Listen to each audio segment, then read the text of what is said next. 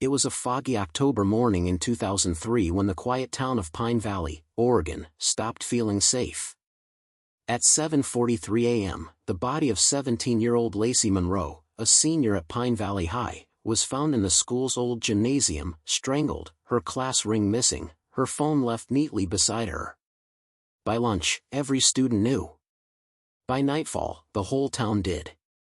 Pine Valley was the kind of place where people left their doors unlocked, where Friday night football was sacred, and where secrets were supposed to stay buried under pine needles and fog. Lacey wasn't just anyone, she was the town's golden girl.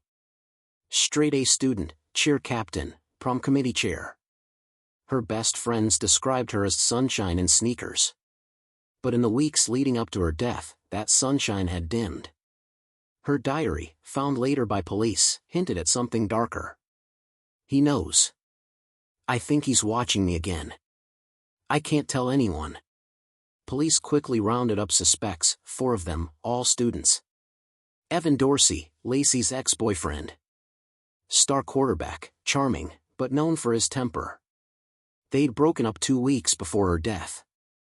He told police he barely even saw her anymore. His alibi: he was at morning practice, except no one could confirm he stayed the entire time. Jenna Price, Lacey's best friend. Jealousy was rumored between them over a scholarship, a boy, or both. Jenna claimed she and Lacey were fine. But classmates remembered a shouting match the night before at a Halloween bonfire. Mr. Callum Reeves, the art teacher. Quiet, soft-spoken, and overly involved in his students' lives. Police found several sketches of Lacey in his classroom drawer. He said she posed for an art project. No one could prove otherwise. Tyler Hart, a loner who filmed everything on an old camcorder. He was obsessed with urban exploration, and the old gym, abandoned since the 90s, was one of his favorite haunts. He'd filmed there just days before the murder. 2 weeks after Lacey's funeral, Tyler turned in a tape. He said it might help the cops clear things up. The footage was grainy, the kind of eerie, handheld style that made everything feel closer than it should. The video showed Tyler walking through the empty gym at night. At one point, he panned the camera toward a broken mirror. And in the reflection, just for a second, there was someone behind him. Someone wearing a Pine Valley High Letterman jacket. The police froze the frame. The jacket had a stitched number, number 12. Evan Dorsey's number. But the story didn't hold. Forensics couldn't tie Evan to the scene. The shoe prints didn't match.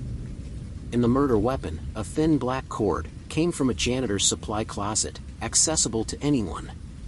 Then a chilling discovery: fingerprints on the inside of the cord. They belonged to Lacey herself. She'd grabbed it. Fought back.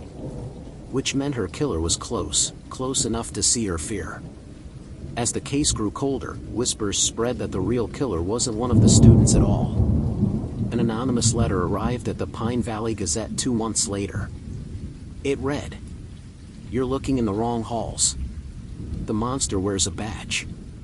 Detective Richard Hale, the lead investigator, had taken a personal interest in the case. Too personal, some thought. He'd been seen at the Monroe house at odd hours, comforting Lacey's mother. And it was later revealed that Lacey had filed a report for harassment 6 months prior, a report that mysteriously disappeared from police records. But with no physical evidence, no witnesses, and no confession, the case fell apart. In 2018, a true crime podcast called Silent Halls revisited the case.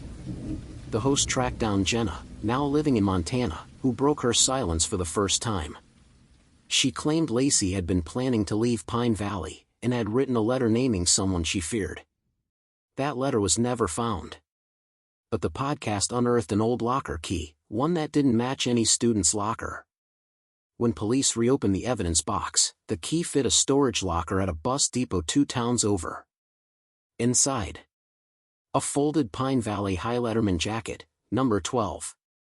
A locket with Lacey's photo. A torn photograph of Detective Hale. When authorities went to question Hale, he was gone. His house was empty, car abandoned at a rest stop near the Washington border. Inside the trunk, they found an old gym mat, stained, deteriorated, and reeking of mildew.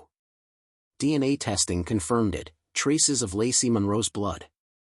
But Hale was never found. Some say he fled the country. Others whisper he's still there, somewhere in the forests outside Pine Valley, a ghost among the pines. Every October, students still leave flowers at the doors of the old gym. The building's been sealed for years, but sometimes, late at night, janitors swear they hear a faint echo inside. A girl's voice. Crying. Whispering. He's still here. The Pine Valley case remains unsolved. Officially.